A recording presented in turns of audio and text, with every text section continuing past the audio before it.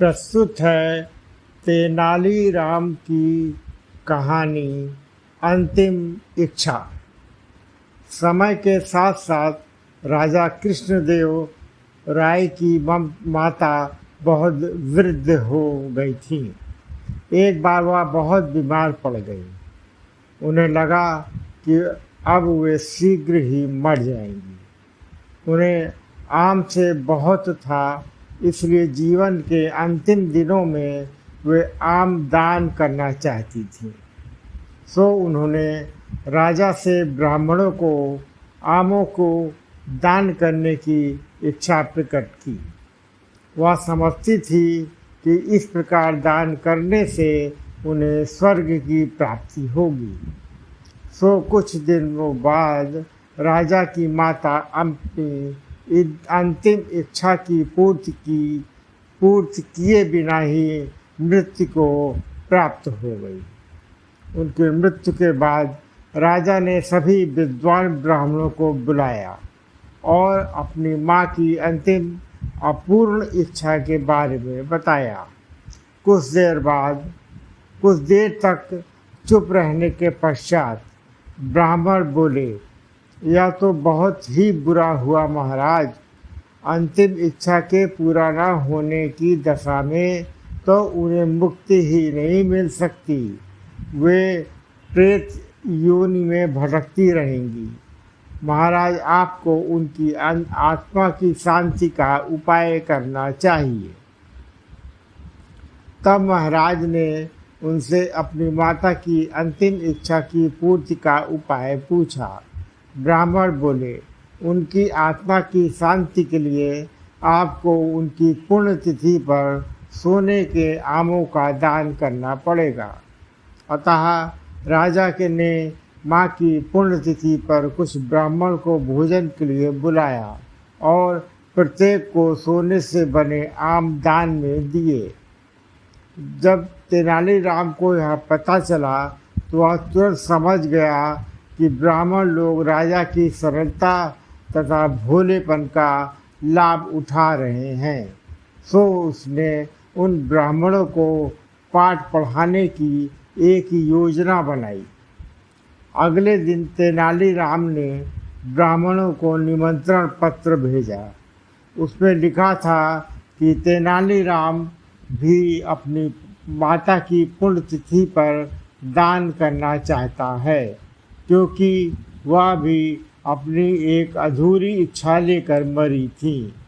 जब से उसे यह पता चला है कि उसकी माँ की अंतिम इच्छा पूरी न होने के कारण प्रेत योनि में भटक रही होंगी, वह बहुत ही दुखी है और चाहता है कि जल्दी उसकी माँ की आत्मा को शांति मिले।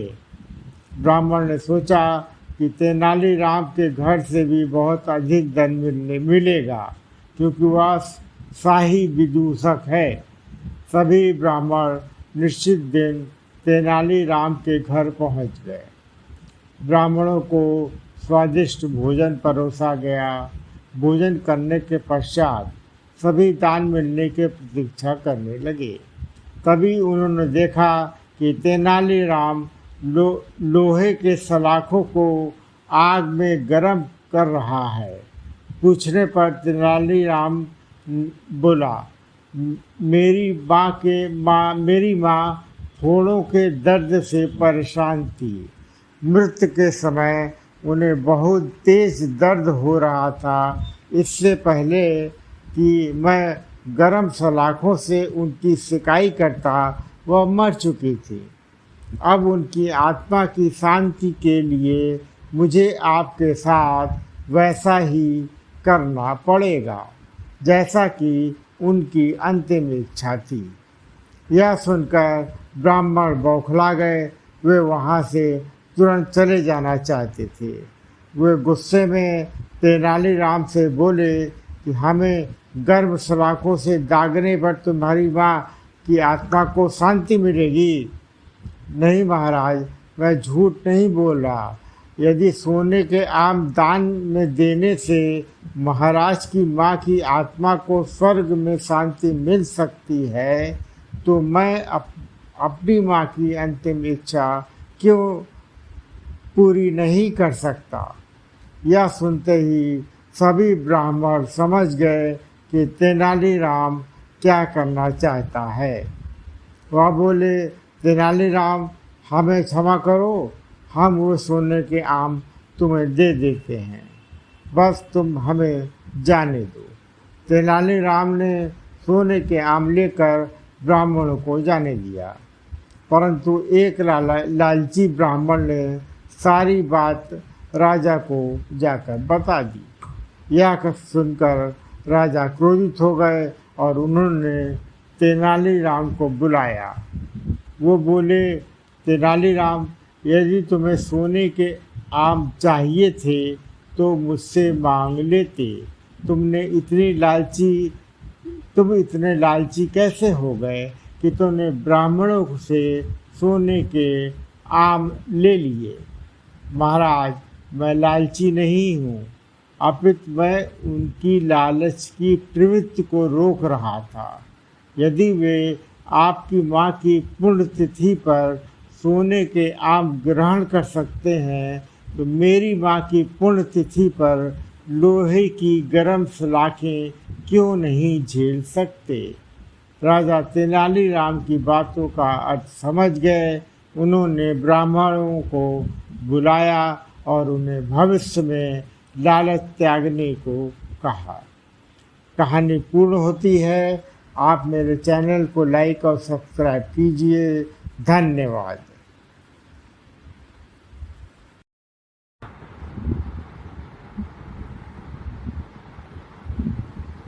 प्रस्तुत है तेनालीराम की अगली कहानी, अपमान का बदला।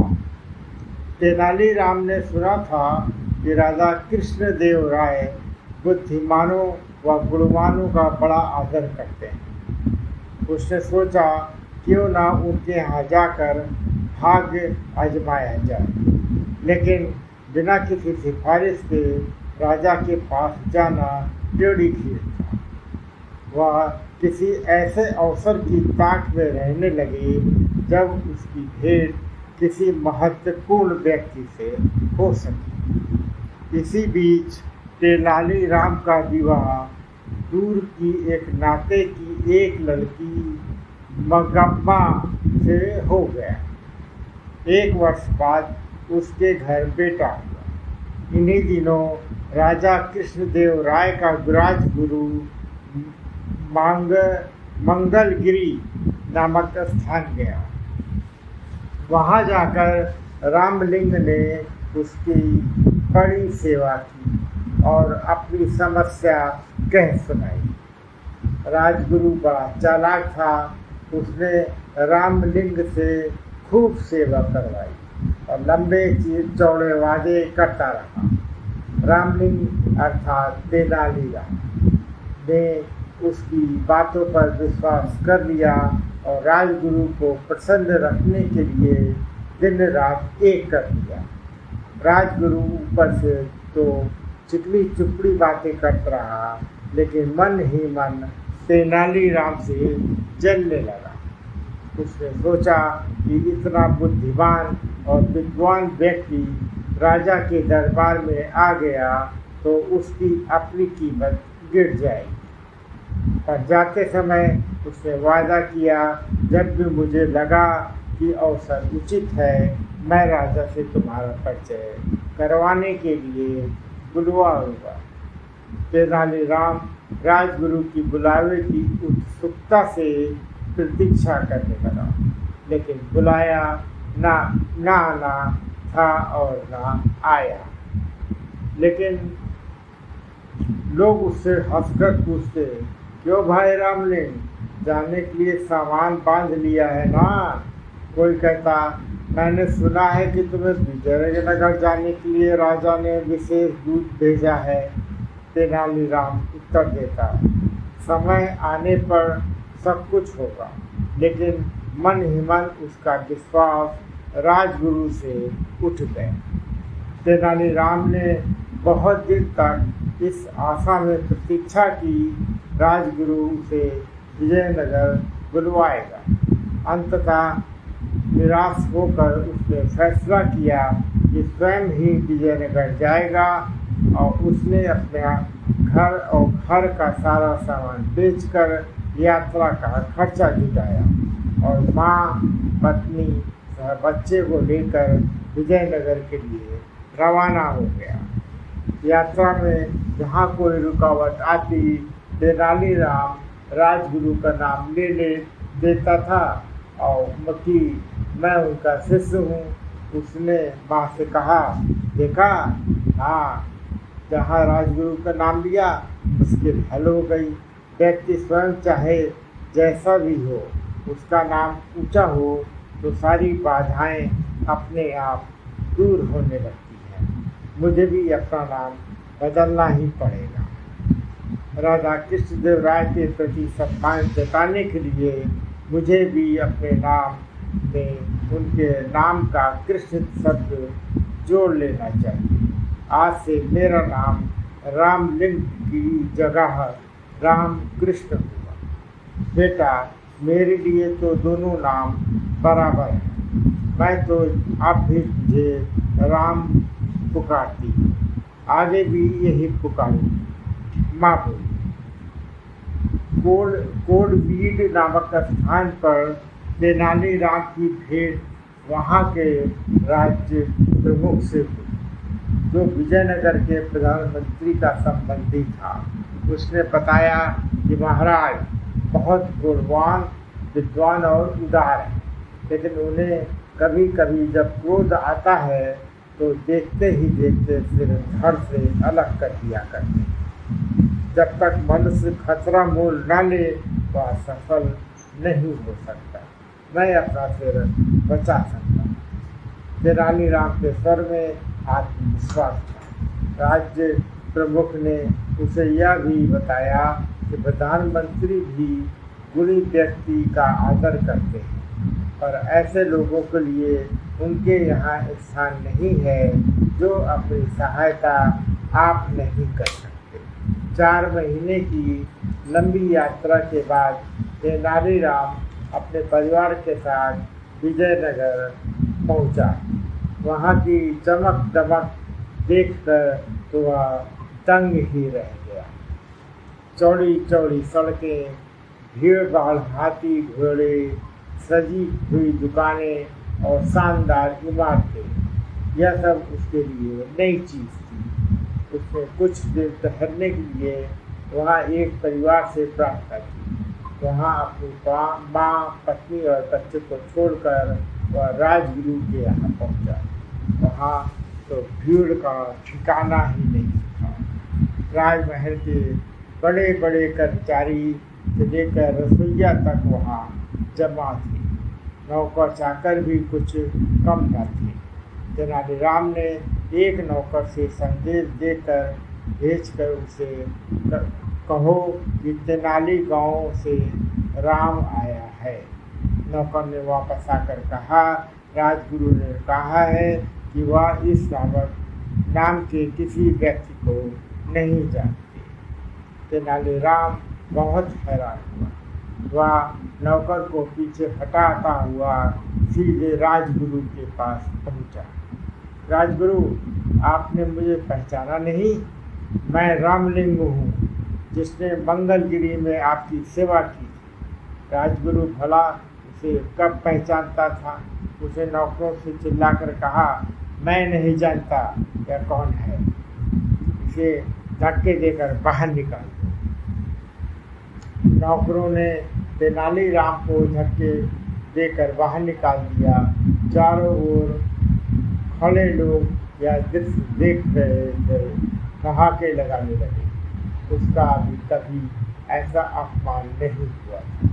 उसने मन ही मन फैसला किया कि राजगुरु से वह अपने अपमान का बदला अवश्य लेगा, लेकिन इससे पहले राजा का दिल जीतना जरूरी था। दूसरे दिन वह रात दरबार में जा पहुंचा। उसने देखा कि वहाँ जोरों का वाद विवाद हो रहा है। संसार क्या है, जीवन क्या है, ऐसी बड़ी बड़ी बातों पर बात हो रही। एक पंडित ने अपने विचार प्रकट करते हुए कहा, यह संसार की एक धोखा है। हम जो देखते सुनते हैं, महसूस करते हैं, चखते हैं या सूंघते हैं, केवल हमारे विचार में है। असल में यह सब कुछ नहीं होता, लेकिन हम सोचते हैं कि यह होता है। क्या सच तो ऐसा है? तेनालीराम ने कहा। यही बात हमारे शास्त्रों में भी कही गई है। पंडित जी ने थोड़ी देर ऐंठ दिखाते हुए हैरान होकर पूछा, और सब लोग चुप बैठे।